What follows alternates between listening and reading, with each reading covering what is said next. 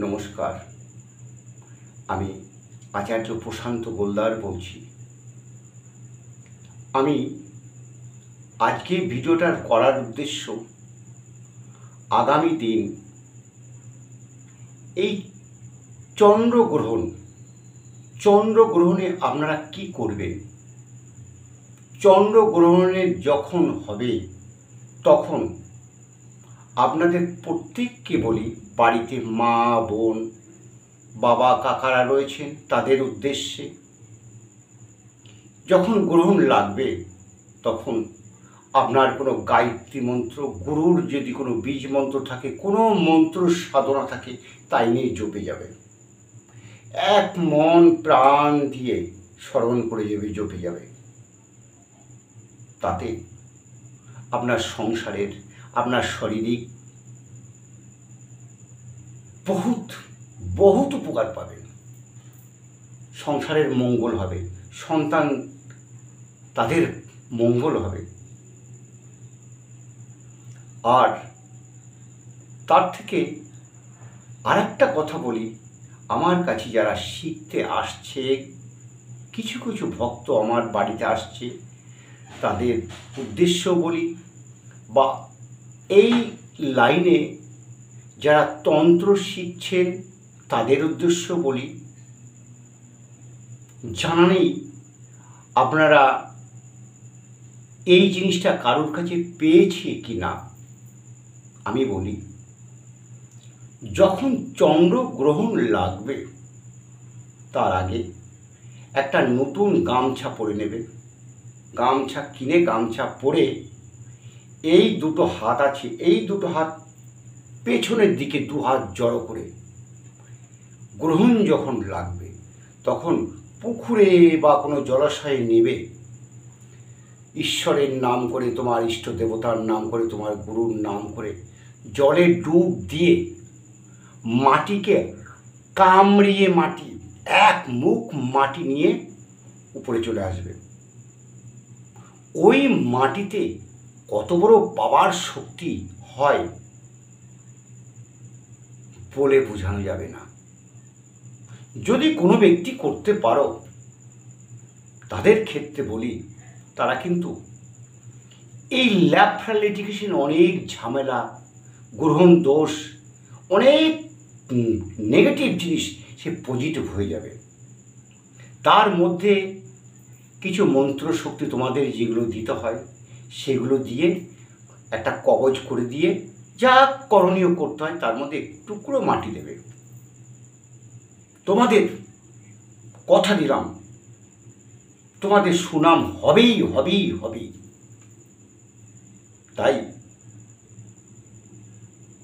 যারা শিখতে চাইছে, যাদের সততা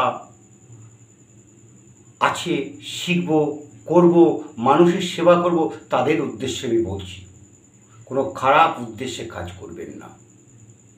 খারাপ উদ্দেশ্যে কাজ করলে কিন্তু আপনার ক্ষতি হবে, এটা মাথায় রাখবে। এবং এই পৃথিবীতে জানার, শিখার শেষ নেই। এই পৃথিবীময় শিক্ষার জ্ঞানের জায়গায় তোমার নিজের বিবেককে তুমি প্রশ্ন করবে। প্রশ্নের শেষ নেই, উত্তরের শেষ নেই। যে যত এই হৃদয় নিয়ে, জ্ঞান মার্গের নিয়ে, সাধনার লাইনে, আমার মায়ের সাধনার লাইনে যাবে, সে তত তার জ্ঞান অভিজ্ঞতা বাড়বে। যেমন আমাদের যারা মহাপুরুষ ছিল, তৈলঙ্গ স্বামী, লোকনাথ ব্রহ্মচারী, বামাখ্যাপা, রামপ্রসাদ, রামকৃষ্ণদেব, এরা কিন্তু হৃদয়ের ভক্তির ভালোবাসায় দুফোঁটা চোখের জল মন প্রাণ দিয়ে তাকে ডেকেছে। তাই মা স্বয়ং, তার কোনো আকার নেই, সে মনে মনে যে আকার রূপে চেয়েছে সে আকার রূপে তাকে দর্শন দিয়েছে। এই সাধনা মার্গে যে যেমন সাধনা করে তেমনি তার প্রাপ্তি হয়।